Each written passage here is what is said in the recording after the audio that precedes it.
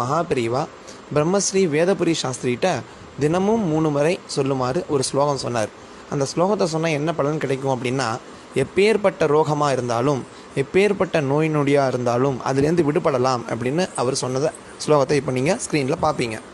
பாலாம்பிகேஷ வைத்தியேஷ பவரோக ஹரேதிச்ச ஜபேன்னாமத்ரயம் நித்யம் மகாரோக நிவாரணம்.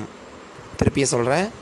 பாலாம்பிகேஷ வைத்தியேஷ பவரோக ஹரேதிச்ச ஜபேன்னாமத்ரயம் நித்யம் மகாரோக நிவாரணம் அப்படின்னு சொன்னார். 3 தடவை இதை சொன்னால் மட்டும் போதும். நம்மளை அண்டி இருக்கிற நோய்கள் எல்லாம் நம்மளை விட்டு நீங்கும்.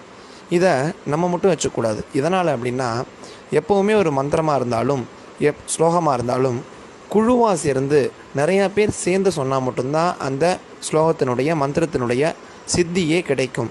அப்படி உங்களுக்கு தெரிஞ்சவங்களுக்கு இதை பகிர்ந்தீங்க அப்படின்னா நிறையா பேர் இதை பாராயணம் பண்ண ஆரம்பிச்சிட்டாங்க அப்படின்னாலே நம்ம நோய் நொடியிலேருந்து காத்து நம்மளை மகாபிரிவா காப்பார், சர்வேஸ்வரன் காப்பாற்றுவான், அம்பாள் காப்பாற்றுவா. கண்டிப்பாக மகாபிரிவா வாக்கு பொய்க்கவே பொய்க்காது.